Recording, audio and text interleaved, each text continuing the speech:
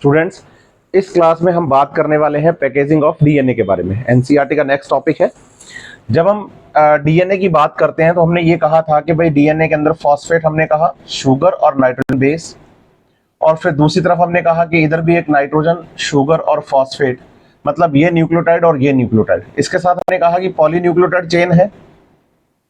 आप एनसीईआरटी शुरू करेंगे पैकेजिंग ऑफ डीएनए में, आपको ये चीज देखने को मिलेगी कि भाई ये दो न्यूक्लियोटाइड हैं जो कि आपस में हाइड्रोजन बॉन्ड के द्वारा जुड़े हुए हैं, आपस में हाइड्रोजन बॉन्ड के द्वारा जुड़े हुए हैं। आप ध्यान से अगर इसके देखेंगे तो अब आपको बताना है कि जब हमने इनको जोड़ा हाइड्रोजन बॉन्ड से, तो दो न्यूक्लियोटाइड के बीच का ये जो डिफरेंस है, इस डिफरेंस को हमने बताया था 3.4 आर्मस्ट्रांग। आपने लास्ट क्लास अच्छे से पढ़ी है। तो इन दो न्यूक्लियोटाइड्स, एक न्यूक्लियोटाइड ये है, मतलब बेस पेयर बोलेंगे हम इसको पूरे को, या मैं बोलूं न्यूक्लियोटाइड पेयर है ये, और ये दूसरा न्यूक्लियोटाइड पेयर है। सही है। इन दोनों न्यूक्लियोटाइड पेयर के बीच का जो डिफरेंस है वो कितना है? 3.4 आर्मस्ट्रांग। अगर इसको नैनोमीटर में कन्वर्ट करें हम, तो हम बताते हैं 3.4 आर्मस्ट्रांग जो है ये हो जाएगा 0.34 नैनोमीटर। सही है। अब एनसीईआरटी कह रही है कि अगर इसे हम मीटर में कन्वर्ट करें तो क्या होगा? तो मीटर में कन्वर्ट करने पर होगा 0.34 इंटू 10 की पावर 9 मीटर। ये अब आप बताइए कि दो बेस पेयर या न्यूक्लियोटाइड्स के बीच में डिफरेंस कितना, मतलब डिस्टेंस कितना? 3.4 आर्मस्ट्रांग। एनसीईआरटी कह रही है कि in human cell DNA total होते हैं 6.6 इंटू 10 की पावर 9 बेस पेयर्स। टोटल कितने हैं? 6.6 इंटू 10 की पावर 9 बेस पेयर। तो अब आपको यह बताना है कि अगर हम इन बेस पेयर्स के बेसिस पर डीएनए लेंथ निकालें ह्यूमन सेल की, तो हम कहें कि ह्यूमन सेल डीएनए जो है उसकी लेंथ हो जाएगी 6.6 इंटू 10 की पावर 9। मीटर्स में लेके जाएंगे तो 0.34 इंटू 10 की पावर 9। तो दो न्यूक्लियोटाइड्स या बेस पेयर के बीच का डिफरेंस तो इतना मीटर है। इसको मल्टीप्लाई कर दें इतने बेस पेयर से, तो ये approximately 2.2 metre long thread of DNA बन जाता है। लगभग कितना? 2.2 मीटर के अराउंड डीएनए की ये लेंथ हो जाती है कि भाई डीएनए जो है वो कितना लंबा होगा यहां पर, तो हम कहेंगे लगभग 2.2 मीटर लंबा डीएनए होगा। अब आप बताइए कि भाई इतना लंबा डीएनए है, इतना लंबा डीएनए है, इस डीएनए को हम पैक कैसे करें? भाई अगर हम ह्यूमन सेल की बात करें तो जैसे मैंने कहा कि ये ह्यूमन सेल है, इसका साइज माइक्रॉन्स में होता है, और इसके अंदर ये न्यूक्लियस है, और इस न्यूक्लियस के अंदर ये डीएनए होता है। यहां पर डीएनए होता है in the form of chromatin fibre, in the form of chromatin fibre. तो बात आती है कि माइक्रोन साइज की इतनी छोटी सेल के अंदर जो न्यूक्लियस है उसमें भी इतना लंबा डीएनए, लगभग 2.2 मीटर लंबा डीएनए कैसे आकर वहां पैक हो जाता है, वहां पर बैठ जाता है छोटे से न्यूक्लियस में? मीटर्स में लॉन्ग थ्रेड जो डीएनए है वो कैसे आ जाएगा? सही है बात या नहीं? अब आपको बताना है ये कैसे आ जाएगा, इसके बारे में भी हम बात कर लेंगे। जब आप एनसीईआरटी का ये पहला पैराग्राफ पैकेजिंग ऑफ डीएनए से खत्म करते हैं तो एनसीईआरटी आपको क्वेश्चन ई कोलाई के बारे में पूछती है कि 1.37 mm डीएनए की बेस पे लेंथ आ रही है, उसके अंदर तो कैसे आ रही है? तो आप बताइए, उसका हमें तरीका पता है कि उसके अंदर जो बेस पेयर्स हैं 4.6 इंटू 10 की पावर 6, उसको आपको मल्टीप्लाई करना है वही 0.34 इंटू 10 की पावर 9 मीटर से, क्योंकि दो न्यूक्लियोटाइड्स के बीच का डिफरेंस कितना? बच्चा कहता है न्यूक्लियोटाइड्स वो तो ई कोलाई तो बैक्टीरिया है, आप तो ह्यूमन सेल की बात कर रहे हो। बोलो डीएनए तो वही है ना, सेम टू सेम। तो दो न्यूक्लियोटाइड्स के बीच का डिफरेंस तो 3.4 नैनोमीटर ही आपको बताना, 3.4 आर्मस्ट्रांग ही आपको बताना है, या 0.34 नैनोमीटर ही आपको बताना है, ये ध्यान रखिएगा आप। अब बात आती है कि भाई डीएनए पैक कैसे होता है। तो अब उस डीएनए की पैकेजिंग पे जाते हैं कि लगभग 2 मीटर लंबा जो डीएनए है उसको आपने इस छोटे से न्यूक्लियस में रखा कैसे। उस पे जब हम बात करते हैं तो हम कहते हैं कि डीएनए एक नेगेटिवली चार्ज्ड मॉलिक्यूल होता है।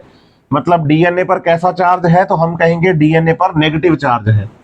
अगर आपसे कोई क्वेश्चन पूछे कि डीएनए पर नेगेटिव चार्ज किसकी वजह से है, तो आप बताएंगे due to the phosphate group, DNA is negatively charged. तो आप बताइए DNA molecule is negatively charged, so packed by positively charged protein. अब आप डीएनए को पैक करना चाहते हैं इतने लंबे डीएनए को, तो नेगेटिव चार्ज वाला डीएनए जो है वो पॉजिटिव चार्ज वाली प्रोटीन से ही क्या होगा, पैक होगा। वो पॉजिटिव चार्ज वाली प्रोटीन का नाम क्या है, तो हम कहते हैं कि हिस्टोन प्रोटीन। तो आप बताएंगे कि DNA is packed by histone protein. और आप बताइए कि हिस्टोन प्रोटीन को एक बेसिक प्रोटीन कहा जाता है। उसका रीजन है कि हिस्टोन प्रोटीन है, तो आपको बताना है कि हिस्टोन प्रोटीन में मोर बेसिक अमाइनो एसिड्स प्रेजेंट होते हैं। मोर अमाइनो एसिड्स कैसे प्रेजेंट होते हैं, बेसिक अमाइनो एसिड्स। बच्चा कहता है अमाइनो एसिड की अगर हम बात करें तो अमाइनो एसिड नाम ही क्लियर है कि भाई ये तो एसिडिक है, तो बोलो ऐसा नहीं है। इसमें एक बेसिक ग्रुप अमाइनो और एक एसिड ग्रुप कार्बोक्सिलिक ग्रुप होता है। जब हम अमाइनो एसिड के बारे में बात करते हैं तो हम ऐसा पढ़ते हैं कि COOH और NH2 ऐसे प्रेजेंट है, लेकिन एक अमीनो एसिड में इसका एक अपना R ग्रुप भी होता है। 20 टाइप के अमीनो एसिड जो प्रोटीन बनाते हैं उनमें ये R ग्रुप सब में अलग होता है। आप बताइए एक NH2 एक COOH है, तो फिर तो बैलेंस ही हो गया ना, एक एसिडिक ग्रुप एक बेसिक ग्रुप। लेकिन आप बताइए कि अगर R ग्रुप में आपके पास NH2 ग्रुप ज्यादा हो जाए, मतलब बेसिक ज्यादा हो जाए, तो बेसिक प्रोटीन, और अगर इसमें एक से ज्यादा तो हो जाए कार्बोक्सिलिक और NH2 रहे एक, तो ये हो जाएगा एसिडिक।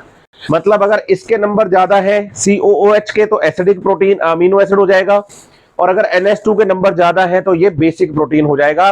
तो आपको ये बताना है कि हिस्टोन प्रोटीन के जो अमीनो एसिड होते हैं, जैसे कि हम आर्जिनिन और लाइसिन की बात करते हैं, अमीनो एसिड आगे चल के आपको पढ़ने को भी मिलेंगे, आर्जिनिन और लाइसिन हम बताते हैं कि बेसिक नेचर के प्रोटीन है, मतलब उनमें NH2 की अमाउंट क्या होती है, ज्यादा। NH2 की अमाउंट क्या होती है, ज्यादा। तो 3 अमीनो एसिड आपको याद करने हैं बेसिक नेचर के, आर्जिनिन, लाइसिन और हिस्टिडीन।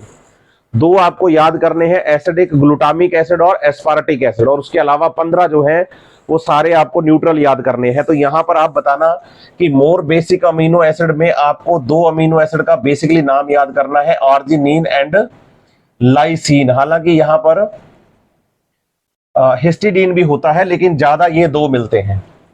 तो इस प्रोटीन के द्वारा यहां पर डीएनए को पैक किया जाता है। अब डीएनए पैक कैसे होता है, तो आप बताइए कि जो पतंग उड़ाने वाली अपनी चरखी होती है ना, पतंग को उड़ाने वाला धागा बहुत लंबा होता है, जैसे मान लीजिए 100 मीटर 200 मीटर 500 मीटर लंबा धागा है, लेकिन आपके पास लकड़ी की या प्लास्टिक की चरखी होती है जिसके ऊपर हम क्या कर लेते हैं, धागे को लपेट लेते हैं। तो आप बताइए कि जो लकड़ी या प्लास्टिक की जो चरखी है ना, वो तो हिस्टोन प्रोटीन है, और उसके ऊपर लिपटा हुआ जो धागा है वो होता है डीएनए। तो वैसे ही आपको बताना है कि डीएनए हिस्टोन को पैक करती है, तो बच्चे के दिमाग में आ जाता है कि यहाँ डीएनए होगा और इसके चारों तरफ ऐसे ऐसे ऐसे करके हिस्टोन आ जाएगी, तो डीएनए हिस्टोन में पैक हो गया। तो आज के बाद आप ऐसा मत बोलिएगा, आप बोलिएगा कि हिस्टोन पर डीएनए पैक होता है, ना कि हिस्टोन में डीएनए पैक होता है। ये ध्यान रखिएगा आप, हिस्टोन पर डीएनए पैक होता है। तो हम कहते हैं कि DNA packed by histone protein, तो हिस्टोन प्रोटीन पर डीएनए पैक हो जाता है।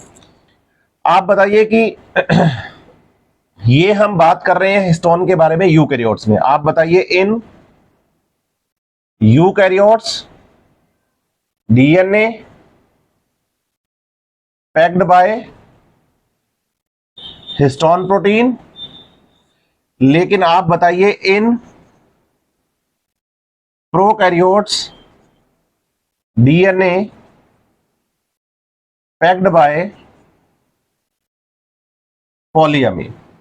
और आपको बताना है कि पॉलीअमीन भी बेसिकली कोई एक प्रोटीन नहीं है, बस ये है कि आपको ये बता देना है कि जो डीएनए होता है किसका, प्रोकैरियोटिक सेल का, वो डीएनए हिस्टोन से पैक नहीं होता। पॉलीअमीन से पैक होता है। और जब डीएनए हिस्टोन से पैक ना हो तो प्रोकैरियोटिक डीएनए के बारे में आप बात याद रखिएगा कि प्रोकैरियोटिक डीएनए को हम नेकेड डीएनए का नाम भी देते हैं। क्या नाम देते हैं? Naked DNA. तो आप बताइए क्यों? तो आप बताएंगे कि not packed by protein so it is called as naked. बच्चा कहता है पॉलीअमीन, तो बोलो पॉलीअमीन ट्रू प्रोटीन की तरह काम नहीं करती है, इसलिए आपको याद करना होगा कि भाई हम प्रोकैरियोटिक डीएनए को नेकेड डीएनए भी कहते हैं। ठीक है, एक चीज। दूसरी बात, आप बताइए कि जब हम हिस्टोन प्रोटीन की बात करते हैं, हमने कहा कि भाई हिस्टोन प्रोटीन जो है वो डीएनए पैक कर रहा है, तो आपको बताना है कि यहां पर हिस्टोन होती है 5 टाइप की। H1 histone, H2A, H2B, H3 और H4। हिस्टोन प्रोटीन अगर आप यहां बोर्ड पर देखें तो मैंने लिखी है 5 टाइप की, H1, H2A, H2B, H3 और H4। लेकिन आप बताइएगा इसमें से ये जो 4 टाइप होते हैं ये बेसिकली डीएनए को क्या करते हैं? पैक करने का काम करते हैं। इस H1 को तो हम लिंकर प्रोटीन के नाम से जानते हैं, इसका काम तो लिंक करने का काम होता है, या इसे हम बाइंडिंग प्रोटीन के नाम से जानते हैं, इसका काम तो बाइंड करने का काम होता है। ये मैं आपको बताऊंगा कि ये कैसे है, स्ट्रक्चर के अंदर हम डिटेल करेंगे इसकी। तो आपसे अगर पूछा जाए कि हिस्टोन कितने टाइप की है, हिस्टोन प्रोटीन बेसिक प्रोटीन है क्योंकि इसमें बेसिक अमीनो एसिड ज्यादा है। हिस्टोन पर पॉजिटिव चार्ज है, डीएनए पर नेगेटिव चार्ज है। Negatively charged DNA histone protein से पैक हो जाता है, बहुत सही बात है। और हिस्टोन प्रोटीन के अलग अलग type H1A, H2A, H2B, H3 और H4। इसमें बताइए कि H2A, H2B, H3 और H4 डीएनए को पैक करते हैं, और H1 जो है वो बाइंडिंग प्रोटीन या लिंकर प्रोटीन की तरह होता है जो कि पैकेजिंग में हेल्प करता है। ये डीएनए को पैक प्रॉपर नहीं करता जैसे कि बाकी प्रोटीन्स कर रही हैं। ये कैसे होता है, इस पे थोड़ी बात करें। आप बताइए कि जैसे हमने कहा कि पतंग उड़ाने वाला जो धागा है वो अगर डीएनए और चरखी पर उसे लपेटा जा रहा है, और वो जो चरखी है जिस पर हम धागा लपेट रहे हैं उसे हम नाम दें हिस्टोन प्रोटीन, तो आप बेसिकली ये समझ जाना कि 4 टाइप की प्रोटीन उस चरखी का फॉर्मेशन करती हैं, जैसे कि हम H2A, H2B, H3 और H4 के नाम से बताएंगे। आप बताइए, यहां पर एक ना हिस्टोन ऑक्टामर बनता है जिसमें 4 प्रोटीन H2A, H2B, H3 और H4, 4 टाइप की प्रोटीन के 2-2 मॉलिक्यूल्स होते हैं। तो इस स्ट्रक्चर को हम नाम देते हैं बच्चे प्रोटीन ऑक्टामर। प्रोटीन ऑक्टामर नाम इसलिए देते हैं क्योंकि इसमें 8 मॉलिक्यूल है टोटल प्रोटीन के। अगर देखें तो हम यहां पर 2 मॉलिक्यूल H2A के हैं, 2 मॉलिक्यूल H2B के हैं, 2 मॉलिक्यूल H3 के हैं और 2 मॉलिक्यूल H4 के हैं। तो टोटल मॉलिक्यूल यहां हो गए हैं आपके पास 8। अब आप बताएंगे कि भाई जैसे मान लीजिए कि इधर कोई एक ऑक्टामर पड़ा था, यूं एक इधर ऑक्टामर था, एक इधर ऑक्टामर था, इधर ऑक्टामर था, यूं ऑक्टामर बना रहा हूं मैं। तो आप बताएंगे कि इधर डीएनए था, इधर डीएनए था, इधर डीएनए इस पे घूम गया, अब डीएनए इधर आया। डीएनए जब इधर आया तो आप बताएंगे कि डीएनए इसके ऊपर यूं घूम जाता है, यूं।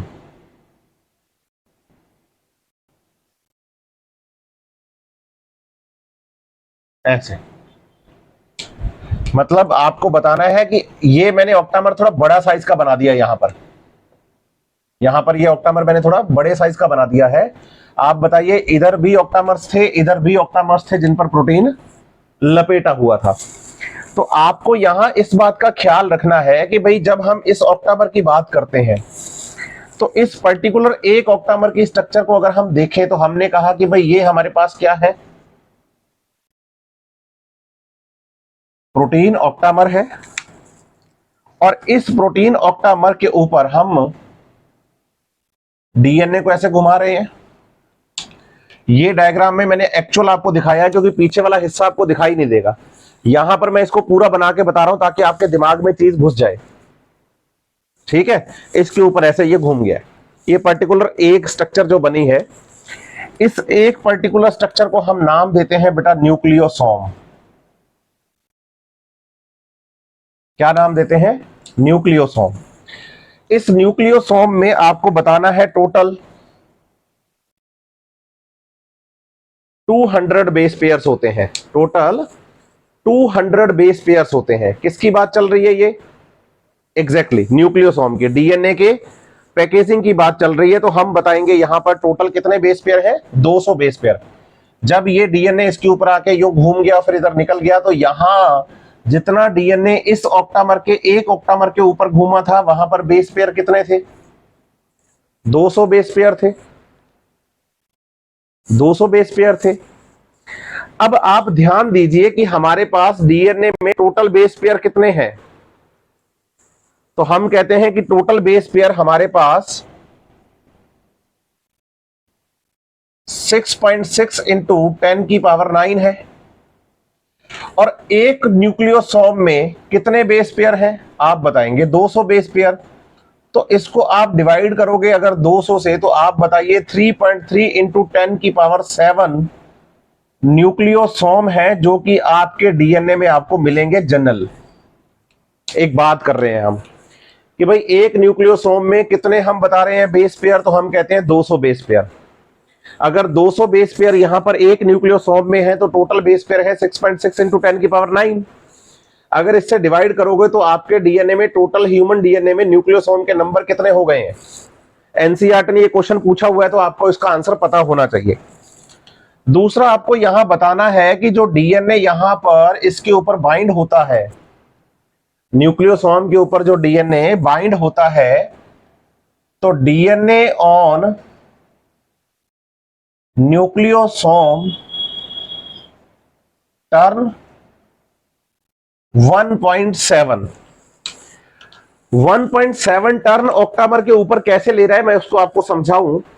तो आप इसको एग्जांपल देखिए, मैं यहां से एक वायर उठा के बताता हूं आपको इसका एग्जांपल। हाँ, ये वायर है मेरे पास। देखो, ये मेरा जो हाथ दिख रहा है ना आपको, ये ऑक्टामर है।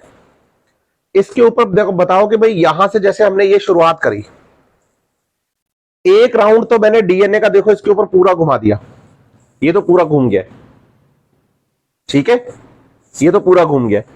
लेकिन जो नेक्स्ट राउंड है ना, वो पूरा ना घुमा के बोलो 75% ही घुमाया और फिर डीएनए को बाहर निकाल दिया। ये एक न्यूक्लियोसोम पर डीएनए, मतलब डीएनए का एक राउंड तो पूरा और एक राउंड आधे से ज्यादा और पूरे से कम, मतलब लगभग 75 से कम कम वो वहां से निकल जाएगा। इसका मतलब डीएनए का इसके ऊपर टर्न केवल 1.75 ही होता है। एक चीज तो ये हो गई। अब इसमें H2A, H2B, H3 और H4 के दो दो मॉलिक्यूल्स आ गए। ये तो बात हुई क्लियर। अब आप बताइए कि H1 प्रोटीन जो होती है ना, H1 प्रोटीन, वो इस टर्न को बनाए रखती है। इस टर्न को बनाए रखने का मतलब हो गया कि ये यहां पर H1 प्रोटीन जो होती है, ये डीएनए इसको ऐसे आपस में जोड़ के रखती है। ये जो टर्न था ना साइड में, तो बताइए कि ये प्रोटीन कौन सी है? H1 प्रोटीन है। H1 प्रोटीन, H1, ध्यान दीजिएगा बात पर। अगर आप इस डायग्राम को एनसीईआरटी से देखेंगे तो एनसीईआरटी ने न्यूक्लियोसोम बनाया। न्यूक्लियोसोम पर एनसीईआरटी ने डीएनए हमें दिखाया कि भाई जैसे ये डीएनए आया इधर से, उसे घुमाया गया यूं। आप देखिए एनसीईआरटी में डायग्राम ऐसा ही है ना, ये डीएनए घूम गया और यहां एनसीईआरटी ने लिंकर प्रोटीन को दिखा दिया, ये वाला H1 प्रोटीन, बाइंडिंग प्रोटीन। तो आप बताइए कि ये जो प्रोटीन आपको दिख रहा है अंदर वाला नीले रंग का, वो तो है बच्चे ऑक्टामर, प्रोटीन ऑक्टामर। और जो ये जो रेड कलर में दिखा रहा हूं मैं, ये आपको H1 प्रोटीन बतानी है, जो कि इस टर्निंग को, इस बाइंडिंग को स्टेबिलिटी देने के लिए रखा जाता है कि भाई ये टर्न खुल ना जाए। और इस पूरी स्ट्रक्चर को नाम दिया जाता है न्यूक्लियोसोम। एनसीईआरटी के अकॉर्डिंग चल रहे हैं हम, लेकिन फिर भी मैं बता दूं, यहां ये जो डीएनए बाहर की तरफ H1 के साथ दिख रहा है, इसको बाइंडिंग या लिंकर डीएनए हम नाम देते हैं।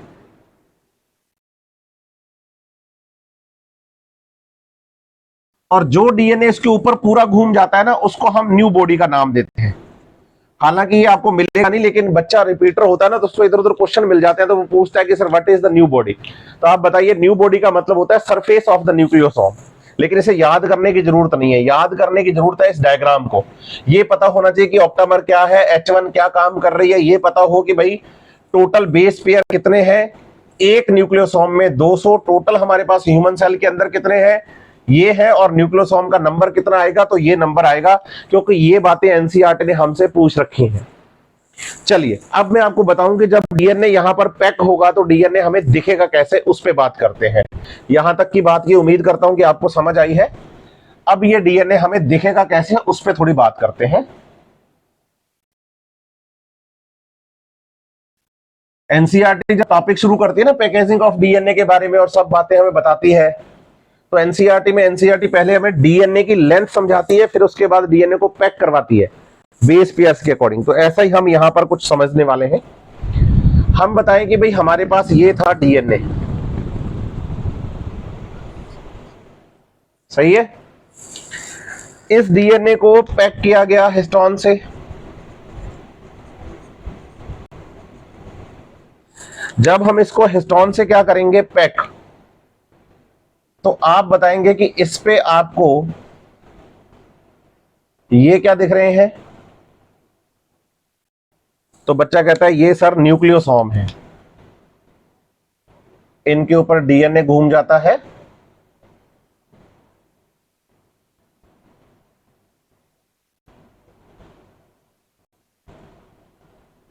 सही है। ये जो एक स्ट्रक्चर है, इस एक स्ट्रक्चर का नाम, बच्चा कहता है कि सर इस एक स्ट्रक्चर का नाम है न्यूक्लियोसोम। क्या नाम है, न्यूक्लियोसोम। मैं कहता हूं बिल्कुल, इस एक स्ट्रक्चर को आपने बोलना है न्यूक्लियोसोम। अब आप समझो कि ये जो न्यूक्लियोसोम है, इसके बारे में एनसीईआरटी ने लिखा बीड्स ऑन स्ट्रिंग, मतलब लंबे धागे पर छोटे छोटे मोती, डॉट्स आपको दिखाई दे रहे हैं, इसको बोलेंगे बीड्स ऑन स्ट्रिंग। ये क्रोमेटिन, सही है। फिर उसके बाद आप बताइए कि ये जो हमारे पास यहां पैकेजिंग हो रही है, इसकी आगे हो जाएगी कॉइलिंग। कॉइलिंग का मतलब है कि ये जो डीएनए है, ये जो न्यूक्लियोसोम है, ये अभी ये क्रोमेटिन फाइबर है, मैं आपको क्लियर कर दूं ये। लेकिन क्रोमेटिन फाइबर कहता है कि यार अभी भी मैं देखो न्यूक्लियोसोम बनने के बाद भी काफी लंबा हूं उस डीएनए की कंपेयर में, तो न्यूक्लियस में पूरी तरह से फिट नहीं बैठूंगा। तो हमने कहा कोई बात नहीं, तेरे को फिट भी बिठाते हैं। तो हमने क्या किया, इसको ऐसे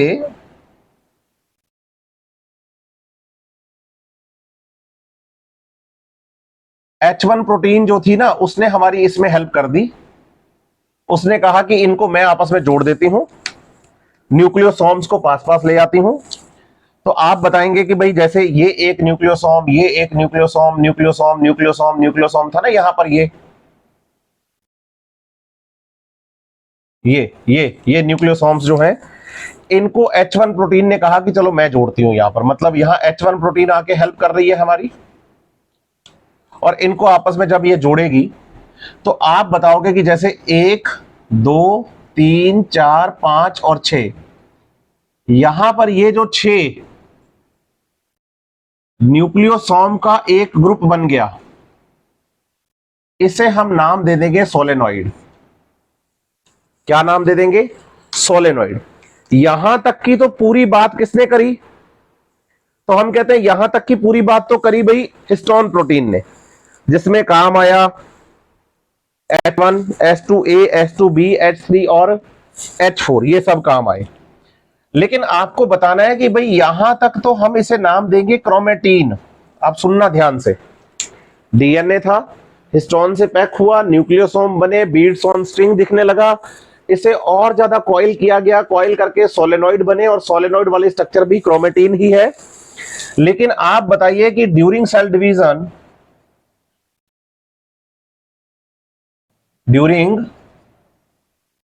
डिवीजन इस डीएनए की बताओगे कि सुपर कॉइलिंग हो जाती है,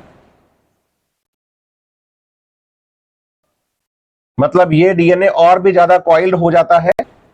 और जब ये डीएनए और भी ज्यादा कॉइल्ड हो जाता है तो आपको बताना है कि ये कॉइलिंग करने में हेल्प करता है नॉन हिस्टोन प्रोटीन।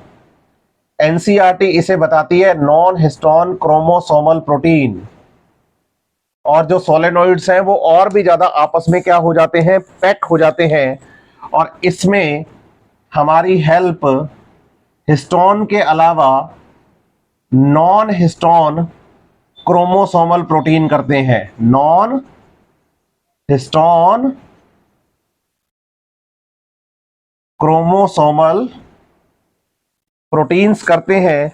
इसका मतलब ये जो क्रोमेटिन फाइबर लंबा था, ये क्रोमेटिन फाइबर और भी ज्यादा छोटा और मोटा हो जाता है और इसे हम नाम देते हैं बच्चे क्या, chromosome. Short and thick structure हो जाती है ये।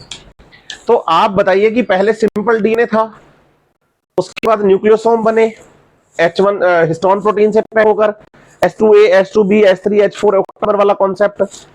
फिर आप बताइए इसकी कॉइलिंग करके इसको सोलेनॉइड बनाया गया, मतलब ये क्रोमेटिन फाइबर ही रहा। न्यूक्लियोसोम को पास पास लाया गया, इसमें हेल्प कर दी H1 प्रोटीन ने। लेकिन उसके बाद इसकी हुई और ज्यादा कॉइलिंग, जो कि सेल डिवीजन के दौरान होती है क्रोमोसोम बनते टाइम। और आप बताइए कि जब क्रोमेटिन से क्रोमोसोम बनता है और ये डीएनए सुपर कॉइल होके क्या बनाता है, क्रोमोसोम, तो इसे हम कंडेंसेशन ऑफ क्रोमेटिन फाइबर कहते हैं। क्या कहते हैं, कंडेंसेशन ऑफ क्रोमेटिन फाइबर कहते हैं। एक तो ये बात आप याद रखना। दूसरा आपको याद करना है कि जो नॉन हिस्टोन क्रोमोसोमल प्रोटीन्स होते हैं are also helps in other functions like transcription and replication. मतलब आप ये समझिए नॉन हिस्टोन प्रोटीन डीएनए को पैक करने में तो हेल्प कर ही रहे हैं और क्रोमोसोम बनाने में तो हेल्प कर ही रहे हैं, साथ ही साथ ट्रांसक्रिप्शन और रेप्लिकेशन जैसे जो प्रोसेस होते हैं ना, इनमें भी हेल्प कर देते हैं। क्योंकि यहां पर ये आपको बताना है कि एंजाइमेटिक कंटेंट की तरह काम कर लेते हैं। मींस इन प्रोसेस को ये क्या कर देते हैं, कैटालिस्ट की तरह काम कर लेते हैं कि भाई हम एंजाइम हो गए। और आप बताइए कि जो प्रोटीन हिस्टोन नहीं है, आप बताइए जो प्रोटीन हिस्टोन नहीं है, तो हिस्टोन के अलावा जितनी भी प्रोटीन है वो सारी प्रोटीन क्या कहलाएंगी, तो हम कहेंगे वो कहलाएंगी, हाँ, हिस्टोन के अलावा सारी प्रोटीन नॉन हिस्टोन कहलाएंगी दुनिया की, चाहे वो एंजाइम वाली हो चाहे कोई और प्रोटीन हो। जो हिस्टोन नहीं है वो नॉन हिस्टोन है। तो इसका मतलब ये नॉन हिस्टोन प्रोटीन है। एक तो ये क्रोमोसोम्स को बनाने में हेल्प कर रही है कॉइलिंग करके, सुपर कॉइलिंग करके, और दूसरा ये एंजाइमेटिक कंटेंट की तरह काम करके यहाँ डीएनए से आरएनए या डीएनए से डीएनए बनाने में भी हमारी हेल्प कर देती है। यहीं पर जब आप एनसीईआरटी में चलेंगे तो एनसीईआरटी ने आपके लिए यू क्रोमेटिन और हेटेरोक्रोमेटिन की बात करी है, यू क्रोमेटिन और हेटेरोक्रोमेटिन की बात करिए। अब उस पर मैं बात करता हूं। यहां तक मैं उम्मीद करूंगा कि आपको समझ आई है चीजें। एनसीईआरटी की सीक्वेंस के अकॉर्डिंग चल रहा हूं मैं, लाइन टू लाइन, ताकि आपको एनसीईआरटी अच्छे से समझ में आए।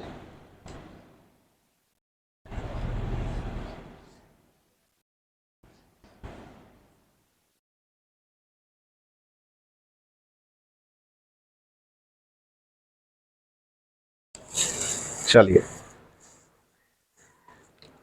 अब हम बात करें यहां पर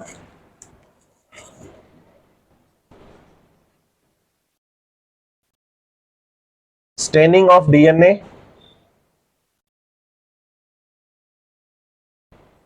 या क्रोमेटिन की। तो बताइए कि DNA as acidic so stained by basic dye, basic dye. आपको बताना है कि भाई जैसे हमने हिस्टोन की बात करी था वैसे ही बात कर रहे हैं यहां पर हम इसको कलर करने की। तो डीएनए को कलर करना है तो बेसिक डाई का नाम है एसीटोकार्मिन, ये याद रखना आप, ठीक है।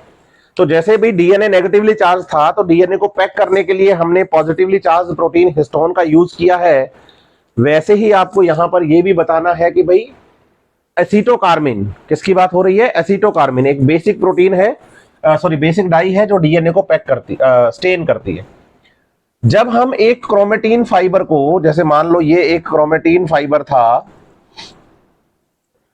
इसको जब मैं स्टेन करता हूं तो स्टेन करते टाइम इसमें मुझे एक पार्ट तो दिखता है लाइट स्टेन और एक पार्ट मुझे दिखता है डार्क स्टेन। एक पार्ट कैसा दिखता है, लाइट स्टेन, और दूसरा कैसा दिखता है, डार्क स्टेन। जब हम लाइट स्टेन और डार्क स्टेन की पार्ट की बात करते हैं तो बताइए, इसे हम नाम देते हैं यू क्रोमेटिन, जो कि हमें एनसीईआरटी ने बताया भी है, और इसे हम नाम देते हैं हेटेरोक्रोमेटिन। अब दोनों में फर्क मैं आपको बताता हूं। आप बताइए कि जब हम पैकेजिंग की बात करते हैं डीएनए के, तो आप बताइए डीएनए जहां लूज पैक्ड होता है, जैसे ये वाला हिस्सा और ये वाला हिस्सा अगर आप देखो, तो यू क्रोमेटिन वाले हिस्से में पैकिंग कैसी है, लूज पैकिंग है। लेकिन यहां पर पैकिंग कैसी है, टाइट पैकिंग, टाइट पैकिंग।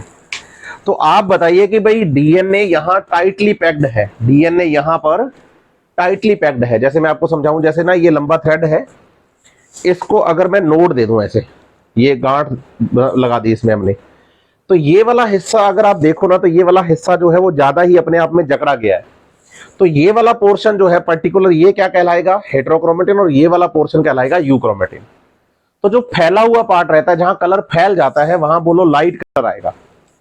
जैसे आप सोचो ना, रबड़ होती है ना, रबड़ रबड़ लाल रंग की है, उसको खींच दो तो लाल रंग कम हो जाता है, और उसको अपनी नॉर्मल शेप में आने दो, लाल रंग डार्क हो जाता है। इसका मतलब जितना ज्यादा डेंस रहेगा उतना ज्यादा डार्क स्टेन होगा, और जितना फैला हुआ रहेगा उतना कम स्टेन होगा। तो आप बताना, हेटेरोक्रोमेटिन वो वाला पोर्शन होता है जहां डीएनए टाइट पैक्ड होता है, टाइट पैक्ड होता है, डेंस पैक्ड होता है, और जो लूज पैक्ड होता है वहां पर बच्चे आप बताइए कि डिफ्यूज पार्ट होता है। तो अगर कल को एग्जाम में लूज पैकिंग की जगह diffuse part of the chromatin लिखा हुआ हो, तो आप समझिए कि वो यू क्रोमेटिन की बात कर रहे हैं। और अगर क्वेश्चन में dense part of the chromatin लिखा हुआ हो, तो इसका मतलब वो किसकी बात कर रहे हैं, एग्जैक्टली वो हेटेरोक्रोमेटिन की बात कर रहे हैं। अब ना एक बात का ध्यान रखना, आप सोचिए कि जो डीएनए है, हमने सेंट्रल डोग्मा पढ़ा था कल, हमने कहा कि डीएनए से दो काम हो सकते हैं। डीएनए से आरएनए बन सकता है, इसे ट्रांसक्रिप्शन कहते हैं, और डीएनए से डीएनए बन सकता है, और इसे रेप्लिकेशन कहते हैं। ये दो बातें हमने पढ़ी थी, याद है ना आपको। अब आप बताइए कि भाई रेप्लिकेशन तो एक स्पेसिफिक फेज में ही होता है, आगे चल के पता चलेगा कि रेप्लिकेशन जो है वो सेल डिवीजन की एस फेज में होता है, इंटरफेज की एस फेज में। लेकिन ट्रांसक्रिप्शन तो चलता ही रहता है, आरएनए तो बनता ही रहता है, क्योंकि आप लिविंग है तो मेटाबॉलिकली एक्टिव है, मेटाबॉलिकली एक्टिव है तो मेटाबॉलिज्म तो चलता ही रहेगा, क्योंकि इसी आरएनए से आपको आगे चल के प्रोटीन्स बनानी है, और कंटिन्यू सेल के अंदर प्रोटीन्स बनाने के लिए काम कंटिन्यू चलता ही रहेगा। तो ट्रांसक्रिप्शन तो होता ही जा रहा है बार बार। तो अगर मैं आपसे पूछूं कि रेप्लिकेशन और ट्रांसक्रिप्शन में से फ्रिक्वेंटली क्या चलता रहता है, तो बच्चा कहता है सर ट्रांसक्रिप्शन फ्रिक्वेंटली चलता रहेगा। अब आप बताइए कि चाहे ट्रांसक्रिप्शन हो और चाहे रेप्लिकेशन, ड्यूरिंग ट्रांसक्रिप्शन और रेप्लिकेशन, डीएनए जो होता है, डीएनए डीएनए पैकिंग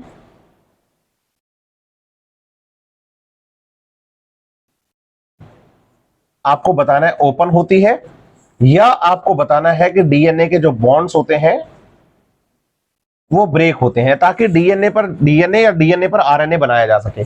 और फ्रीक्वेंटली क्या चलता है, तो हम कहते हैं ट्रांसक्रिप्शन।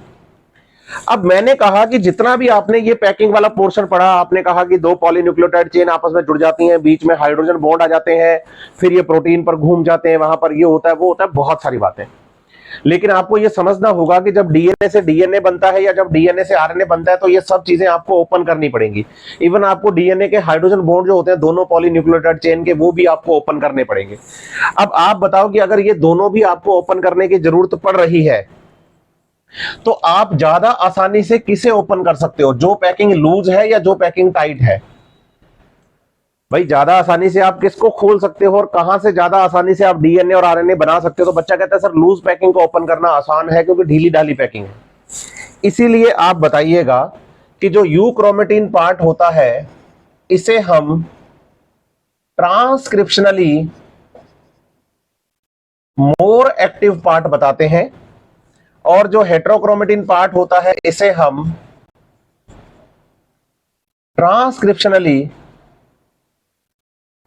लेस एक्टिव पार्ट बताते हैं, क्योंकि यहां पर जो पैकिंग रहती है बच्चे वो बहुत ही ज्यादा टाइट रहती है। और आप एनसीईआरटी में जब देखेंगे ना बच्चे पैकेजिंग ऑफ डीएनए की लास्ट की लाइंस को, पुरानी एनसीईआरटी में शायद ये पेज नंबर 100 है, वहां पर जब इसे आप देखेंगे तो आपको ये पता चलेगा कि भाई लूज पैकिंग वाला पोर्शन जो है यूक्रोमेटिन, वहां पर ट्रांसक्रिप्शन फास्ट होता है, मतलब ट्रांसक्रिप्शनली मोर एक्टिव है, डीएनए मोर एक्टिव है। लेकिन हेट्रोक्रोमेटिन जो पोर्शन होता है वहां पर आपको बताना होगा कि ट्रांसक्रिप्शनली वो लेस एक्टिव है। हालांकि एनसीईआरटी ने इसको ना इनएक्टिव लिख दिया, आप ना ऐसे करना है, इसको लेस एक्टिव ही याद करना। इनएक्टिव है अगर मतलब डीएनए है और आरएनए नहीं बना सकता है लेकिन कम बनाएगा, तो वेरी लेस एक्टिव आप कह सकते हैं। तो ये आपको डीएनए की पैकेजिंग पूरी की पूरी एनसीईआरटी से as it is line to line मैंने आपको समझा दी है, आप अच्छे से पढ़िएगा। नेक्स्ट आपका जो टॉपिक है वो है search of the genetic material. अभी क्या है कि सर्च ऑफ जेनेटिक मटेरियल जो है पूरा करवाऊंगा तो मैं 1.5 घंटे से ऊपर की क्लास हो जाएगी, और वो बच्चे के लिए ऑनलाइन क्लास में बहुत बोरियत हो जाती है। तो आगे के जो पोर्शंस हैं उनको थोड़ा सा इस तरीके से हम डिवाइड करेंगे कि भाई जैसे सर्च ऑफ जेनेटिक मटेरियल एक साथ हो गया, फिर डीएनए जेनेटिक मटेरियल है उसके एक्सपेरिमेंट की बात भी इसमें समझ में आ गई, ये चीजें है ना। अगर आरएनए पढ़ रहे हैं तो पूरा फिर आरएनए कंप्लीट करके ही हटेंगे, ट्रांसक्रिप्शन पढ़ रहे हैं तो पूरा ट्रांसक्रिप्शन पढ़ के ही खत्म करेंगे, टुकड़ों में नहीं छोड़ेंगे। तो टॉपिक्स को उसी तरीके से ले रहे हैं। तो search of the genetic material से आगे मैं टॉपिक्स को उसी तरीके से लूंगा ताकि क्लास टू क्लास वो खत्म हो जाए।